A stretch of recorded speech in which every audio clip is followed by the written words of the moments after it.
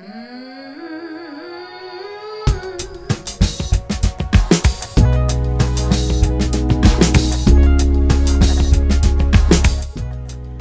welcome to the For Evansville podcast. My name is Adrian. I'm here with Jonathan today, and we are just continuing our series of talking to people who are not just living in Evansville, but living for Evansville. So we're excited to introduce our next guest to you. Yeah, today we're talking with Lane Young. He's the executive director of the Evansville Water and Sewer Utility.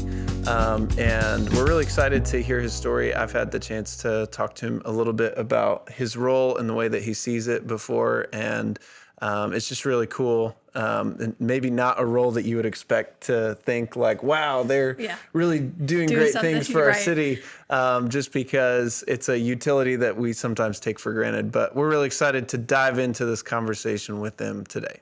Lane, thanks so much for taking the time to be with us today. We're excited to jump into your story a little bit. I've actually had the opportunity to sit down and talk with you and some others a little bit about being for Evansville to some degree and what that looks like, and really enjoyed getting a little bit of you and your wife's story and your relationship to Evansville. Could you just kind of fill Adrian and the rest of our listeners in on that a little bit? Like, who are you, and and what are you doing? Yeah, what are you doing here? Right.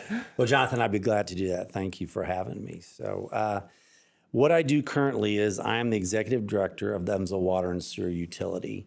And that means that all of the system that gets water to not only Evansville and Vanderbilt County, but we also serve Gibson County some, into Posey and Warwick. So we draw the water out of the Ohio River and we distribute it out, and then people use it. They dirty it up. We take it back and we get it cleaned and we put it back in the river. And so we're really kind of a water resource and recovery company, really. Yeah. A resource that a lot of us probably take for granted when we turn on the faucet or the shower or flush the toilet, and don't think about all of the complex systems that help make that happen in a safe and efficient way, right? Would you like to come to work for me in my public relations department? Because you said that very well. Well, thank you. Yeah, no, that's exactly right. And I think most of us, we're blessed, right, to be here in the Western developed world where water is just kind of a given, right? And in fact, I hear sometimes people complain that their water bill is almost as high as their cable bill. And I look at them First world problems. I go, did you hear what you just said? That water, which you couldn't live more than a day or so without. But on the flip side, we're so fortunate that is our reality. Yeah. One of the things I love about Evansville is the fact that we live on this river, right? We live, if you're a community, you do a lot of things to enhance it and you want to make it better, and you have all these great plans. But you either are on the second largest river in North America or you are not. And that's one resource that Evansville is really blessed with. Yeah. And, we've traveled some. You heard my story. And I mean, right now, today, we could go to parts of the world that are inhabitable, right? They look like, why aren't there people developing around here? Well, it's because there's no readily available water source. Right. Where there's water source, civilization forms around it. And so I love that I get to contribute to the well-being of Evansville in this way, in this crucial kind of mission critical way. Yeah. Well, and you haven't been in this role for very long. Can you give us a little bit of your story before this role, and kind of how you came back to Evansville and landed in the job that you're in now? I would be glad to. If your listeners are out there and they have a piece of paper, they better get it out because it's a map. You're going to have to follow it. We recently came back. Prior to that, we had been in New York City for a couple of years, where I worked for a campus organization at Columbia University. Prior to that, we had been in the suburbs of Chicago, where I worked on staff at a church for a bit. I worked as the director of a mission agency. And prior to that, we had been in Germany, in southwestern Germany, and lived there for 7 years and worked at a boarding school there in the very south Black Forest region. And that was when we last lived in Evansville. We left Evansville and went to Germany. So that was in 2003. Okay. So kind of left, traveled all over the world for a little bit, and then came back. So are you originally from Evansville then? Born and raised. Okay. Yeah, born and raised, and outside a stint in college where I was, for the most time, at Bloomington, and then 3.5 years as an Army officer. Oh, okay. So out of college, I was an artillery officer in the Army. So Okay. Did you think you would be back to Evansville? I did not think that I would be back to Evansville, although I was open to that. It's just one of those where, as I said on the roadmap, it was kind of, okay, what's next? And interestingly, in that road of vocational journey that I've been on, every one of those after the Army, someone came to me and said, we think you would be good in this role, or this is something you ought to look at. Okay. It was really the last time that I got a job in the kind of traditional job search manner was when I left the Army to come work for Old National Bank in 1993. Okay. So just kind of following the opportunities that presented themselves a little bit. That's right. I'm interested to hear a lot of the roles that it sounds like you've been in are the kinds of things that people think about as like roles that people might aspire to, being an officer in the military, being part of a school, being part of a church, all of these different roles where you're really, it's easy to envision how you're serving people, how you're making a difference, things like that. How do you think about that in your current role, you like personally going to work every day? How do you sort of tie that to a sense of personal purpose, I guess? That's a great question. Because there's probably not a lot of kids out there who are like, when I grow up, I want to be the head of the water and sewer utility, Well, and so I paint want that picture for us. Help us to see I that want those vision kids a little to come bit. talk to me because one of the things I love about our role in the city, but in particular our organization, our company, if you will, is we have jobs that require people with college education and even post-grad degrees. And I have important jobs for people who love to work with their hands, who don't feel like maybe college is their track, but they want to make a difference. Because what I love about this job and the people that I get to work with every day is arguably we serve the people every day, and we serve every person in the city of Evansville every day. Yeah. Multiple times a day. Yeah, that's cool. So we have a service that we provide that touches your entire city. So if that's something you aspire to, as you think about helping people and making an impact on their lives every day, what our organization does is absolutely does that every day. Yeah. That's awesome. So can you walk us through some of the things that you're excited about that are happening right now with the water and utility? Well, one of them is a new water plant. So that facility that we currently operate was built and finished construction in 1897. Wow. Anybody out there listening, if you remember who was president, you get a bonus. Yeah, that was a long time ago. A long time ago. Yeah, it really was. So we are excited to bring that plant up to date and, have a new system that will hopefully serve Evansville. People don't realize this, but all the pipes that are out in our system, both the sewer and the water, you can kind of think of it like a body. And so those are the veins and the arteries, and they're taking the fresh oxygenated blood, or in this case, the cleaned water out. Our bodies are using them, and then we're taking it back. And so you couldn't do that. You'd have these veins and arteries with nothing in them if you don't have a heart. Right. That pumps and works. And that's what that plant is. And so I'm excited that we get to be a part of, a generational project that will serve Evansville and this southwestern Indiana for a long time. So that's an exciting project.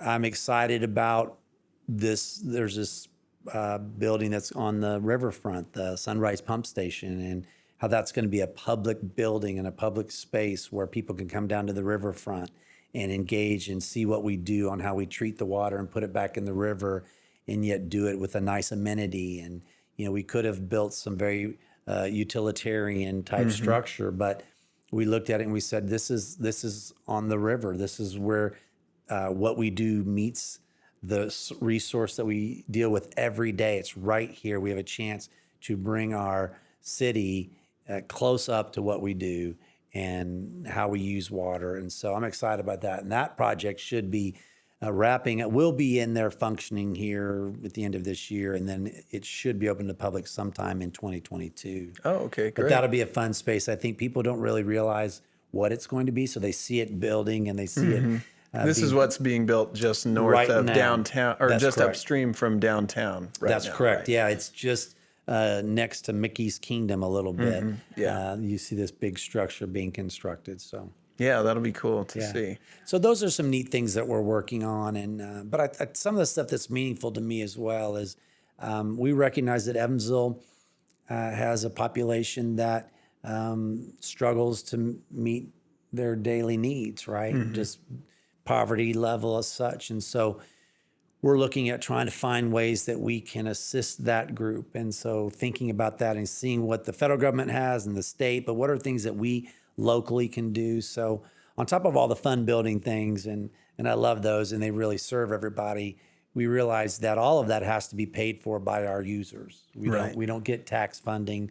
We're thankful that the federal government's looking to do grants. So that's the first time they've really done that since the 80s. So Sure. those would be a huge help if we can get some of those that would help with the affordability issue that Evansville has. Yeah.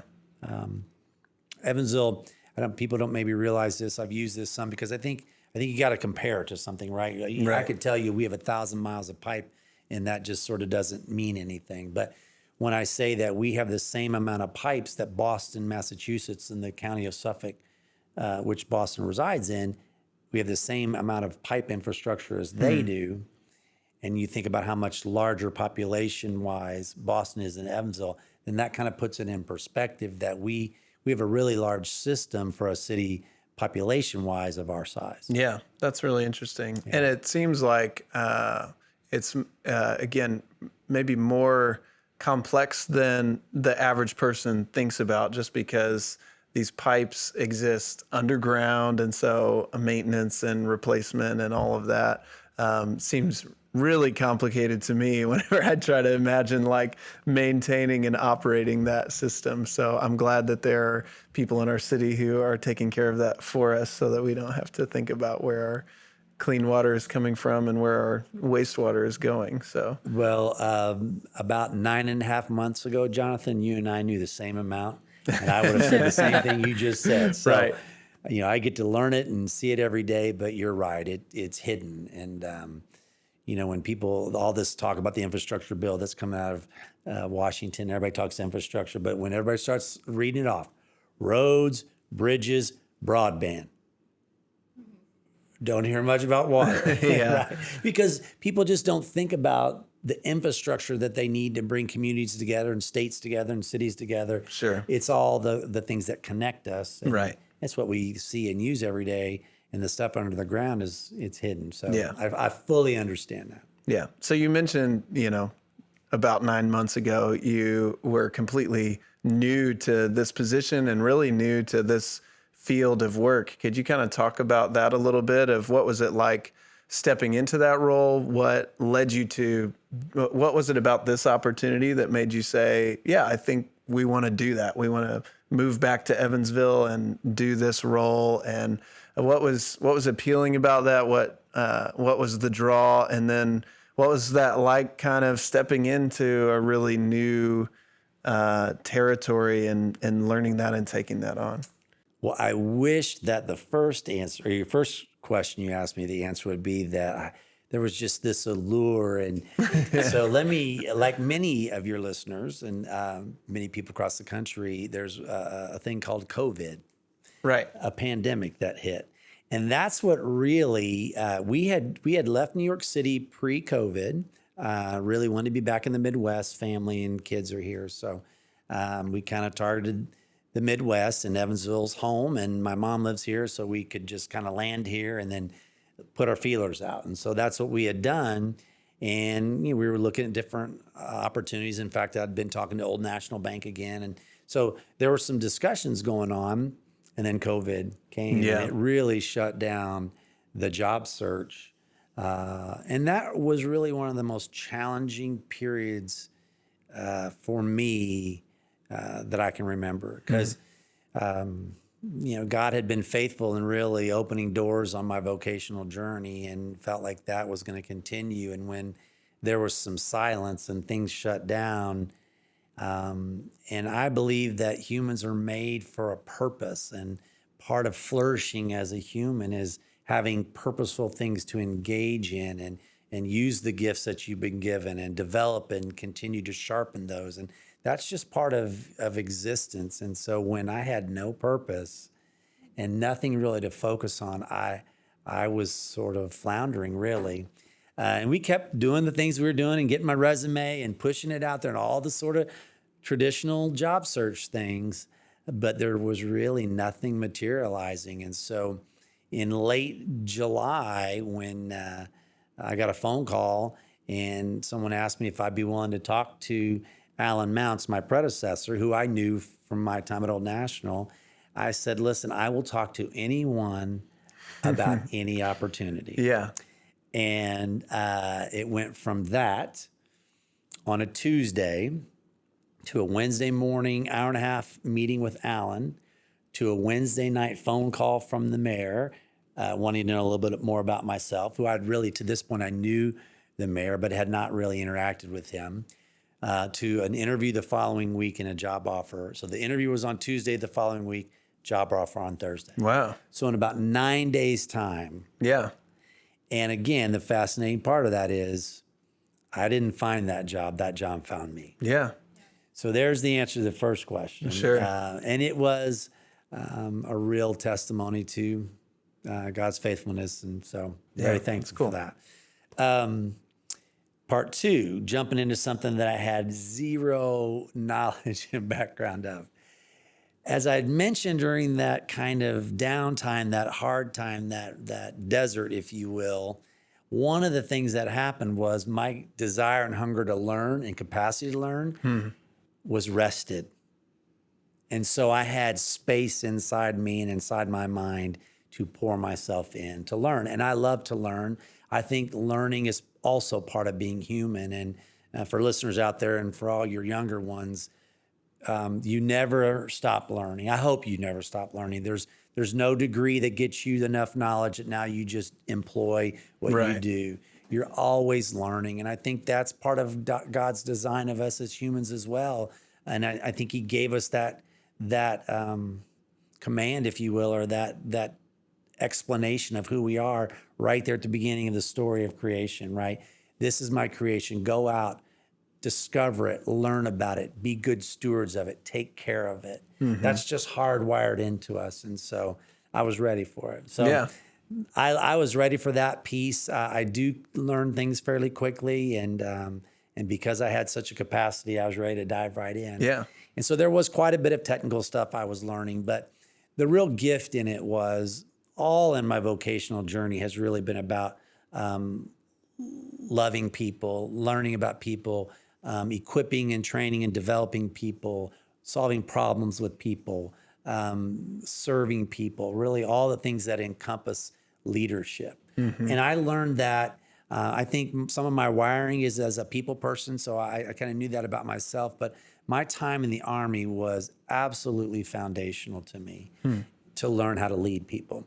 And interestingly, we often think of the Army as kind of hierarchical and very top down, and much of it is, but I learned how to serve people as a leader, as a young lieutenant, 23 years old, and I'm coming into a new role, and I had this 37-year-old veteran, knew what he was doing, been doing the same role for 15, 20 years, and here this young whippersnapper's his boss, right? Yeah. And he pulled me aside. He said, Lieutenant, let me tell you something. The Army works in this way. We will do whatever you ask us to do. That's part of the chain of command. That's following orders. But if you engage us in the process, if you ask for our input, if you listen to us, if you show us that you trust us and that we will do what you ask. We will not only do what you ask us to do, we'll do the things you don't know that you need to ask us to do it, and we'll do that in a way that makes you look good and successful, and we'll all be successful. And that stuck with me. Yeah. And I look at that, and my decision to join the Army was not one out of just gung-ho service. I was a frat boy party kid at IU that graduated with a 2.2. And what was I going to do? So it wasn't because I went to the Army that it was going to shape me, but little did I know what a gift that was going to be to me. Yeah. And so I look at all my friends who graduated from Kelley School of Business and got great jobs right out of school and sat in a cubicle. And for 3.5 years, I learned how to serve and lead people. Yeah. And so it formed me in a great way. Yeah, that's very cool.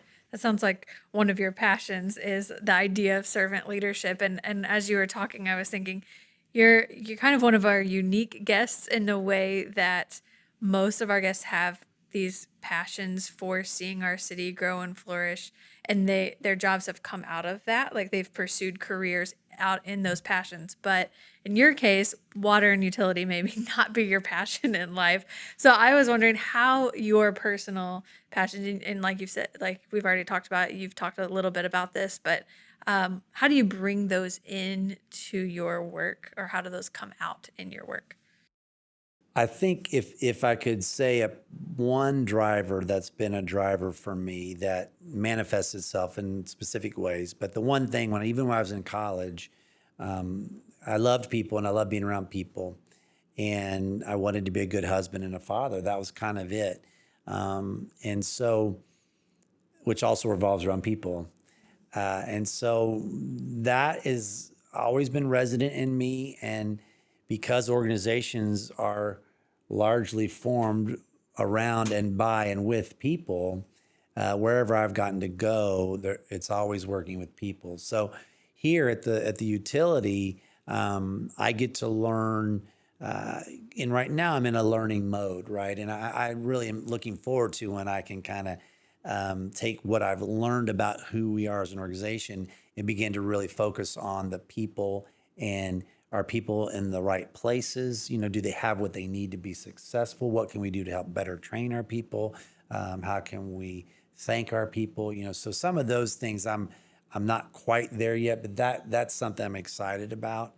But right now, what I've been focusing on, the way I'm able to take my desire to help people, is I'm looking at how we're formed. So one of the things that I've learned along the way, and just the giftings that I have, is I understand people really well, but I also understand systems and organizations and how people fit into those. And I've been able to see that in a lot of different places. I've seen it in a corporate structure at a bank. I ran a small business for a few years, so I saw it on that level. I saw it in the Army, obviously. I saw it in a school setting. I saw it in a foreign setting, how people live their lives differently than we do, but Right. where are the similarities? So all of those experiences that I've taken, and really where I feel like my vocational journey has taken me, are lessons that I've put in my rucksack and taken it with me. And those are tools that I have. And so one of the things I've done recently, when I looked at we were two companies that came back together as one. And this is something some people know, some people don't. Back in the 90s, the utility was run by two different private companies, owned by the municipality, but operated by private companies. So then we brought that back. Well, when you kind of merge two companies, there's always going to be things, well, how do you do them better? How do we do them Right. together now? How do we unify what we're doing Sure. versus kind of traveling in parallel tracks, which you could do? So we've been working to get that, and that work was started by my predecessor, and I get to kind of come in and look at some things. And so I think those are the way I'm wired. So I get to use those gifts every day, where I'm using the ability to kind of understand situations and people and apply what I've, my kind of blood, sweat, and tears to those things, and contribute. Yeah. What would you say to somebody who maybe feels like maybe they're stuck in a job, or maybe it's not even paid work, but it's some kind of role that they have that they feel like they're not passionate about? How would you encourage them to maybe like find a way to apply their passion to that job, or even to see kind of the bigger picture and the bigger significance behind whatever role they play, either as it relates to the city maybe, or just other people in general? What are some things that you look for whenever you're trying to kind of tease out that bigger purpose behind what you're doing? That's a great question. You use a word, and it's a great word. I think it's a word that we all kind of understand: passion. I think the challenge on the word passion is passion is a kind of really a feeling, right? Like you feel passionate. There's something, it evokes an emotive response. There's something that churns inside of us. And while that is an important element, we're wired that way to experience it. Even for people who are in a field that's a good fit for them, they don't, that emotive, passionate churning that just kind of, puts fire in your belly.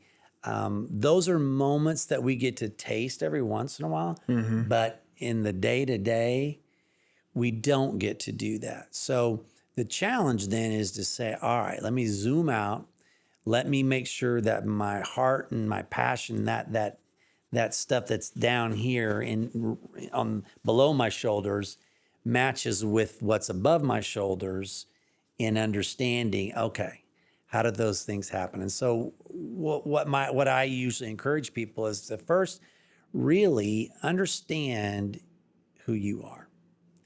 Understand how you're wired. Understand things that come easily to you, abilities and the things that you can do. Sure. So know that about yourself, and then start to think about, okay, this is kind of how I'm wired. These are my abilities.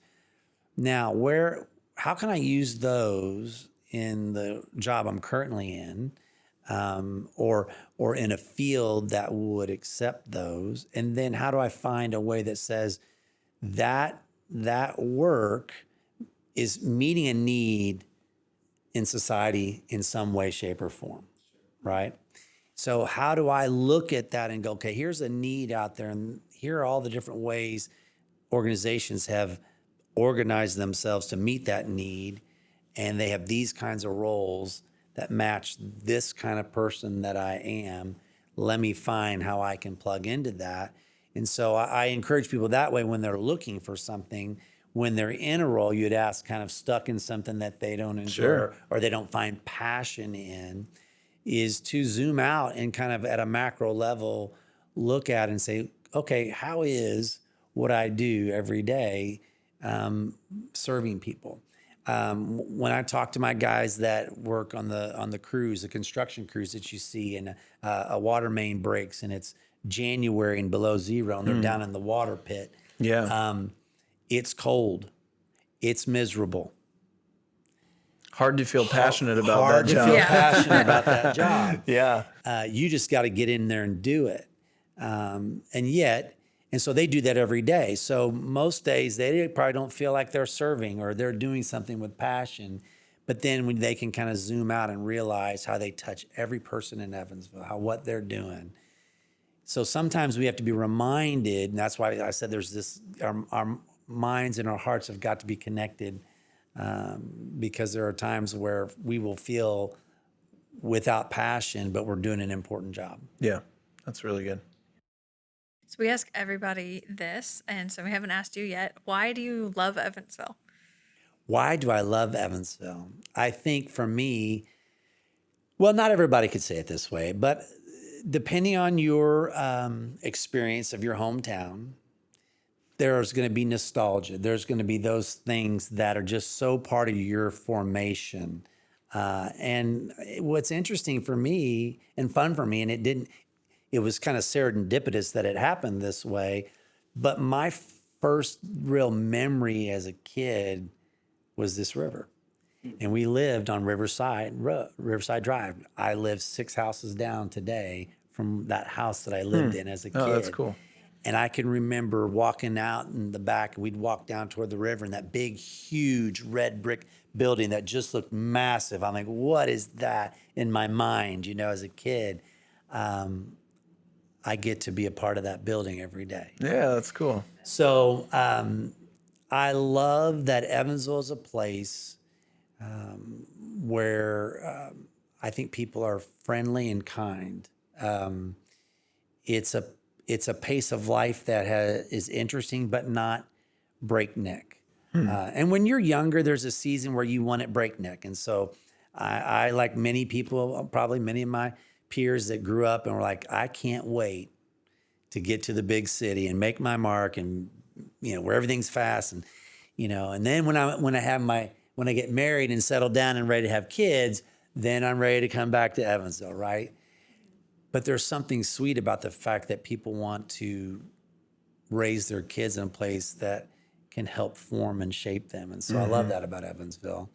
Let me say that what I've loved about coming back to Evansville is I've been thankful to see the growth that has taken place, and a real collective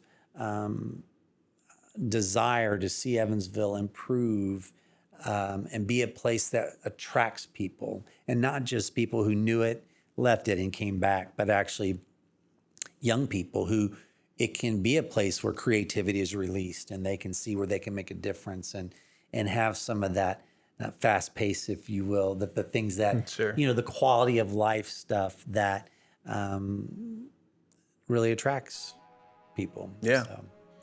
Well, we are glad that you are back in Evansville and in the role that you're in, and that you're thinking about your work in this way and encouraging others who are working as part of your organization to see their work in that way too. And we hope that our listeners, as they've heard your story, are maybe thinking differently about their role if they didn't already kind of see the bigger picture of how they might be serving and helping people as well. So thanks so much for your time and for sharing your story with us. Thank you. Jonathan and Adrian, thank you. It was my pleasure.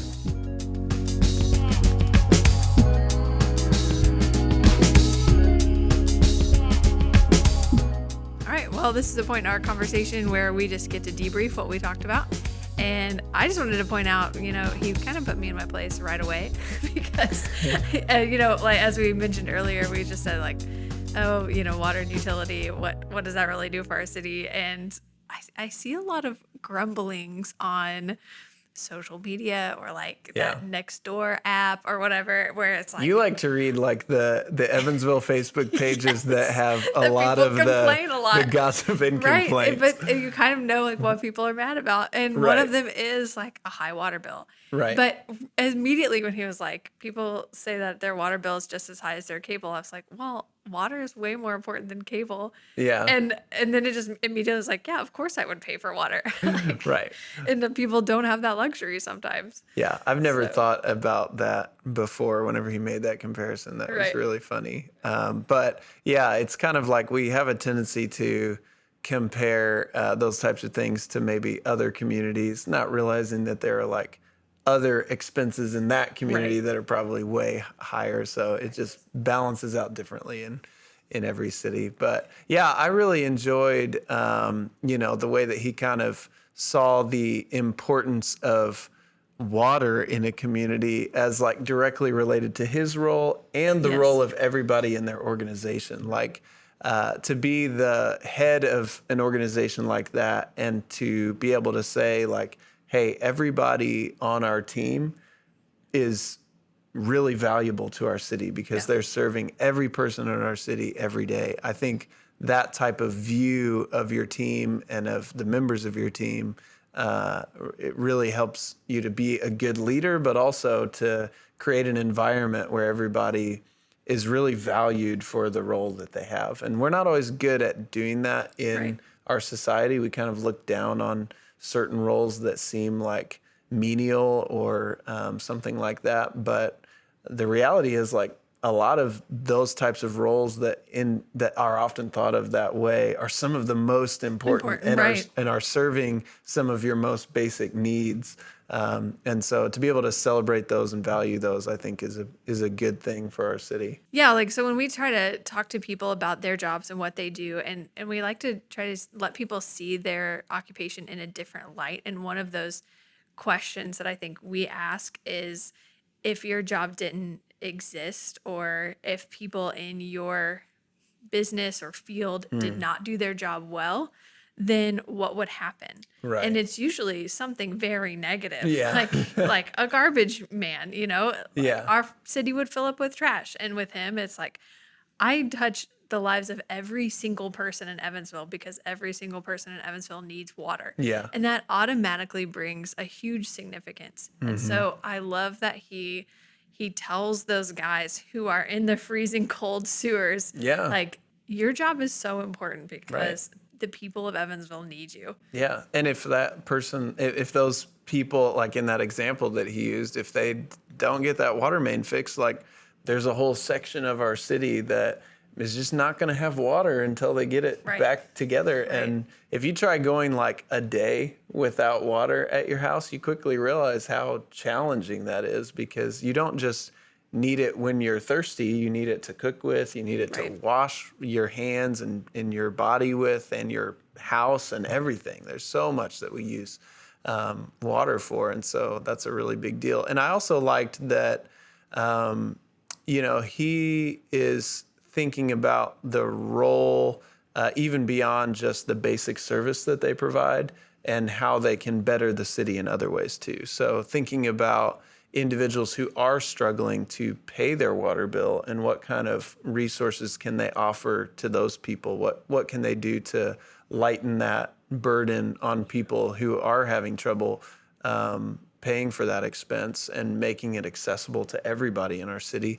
But also, even beyond that, whenever he was talking about the new pump station on the riverfront, and how they're going to make that a space that is beautiful, that it looks nice on a riverfront.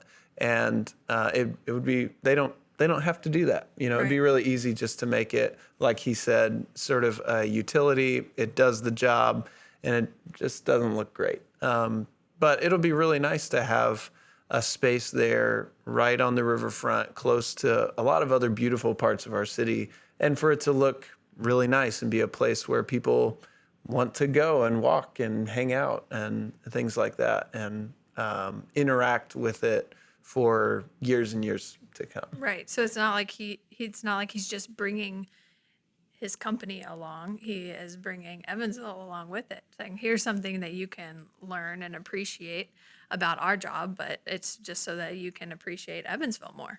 Yeah. Which I think is really cool. Yeah. Makes me think about the work that I do, or the work that others do. It's like, okay, I don't even need to just bring my coworkers along with me, or the people that I'm leading along, but how can I bring the city along? Right.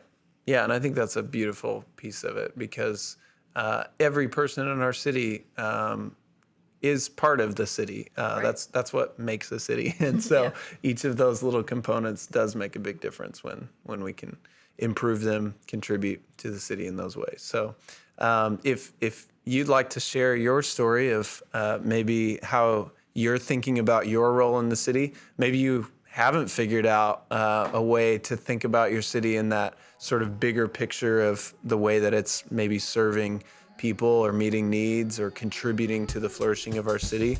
Or maybe you are thinking about that after hearing this and you're having some aha moments. We'd love to hear about those. Shoot us an email, info@forevansville.org, or connect with us on social media on Facebook and Instagram @4Evansville. Thanks for joining us today.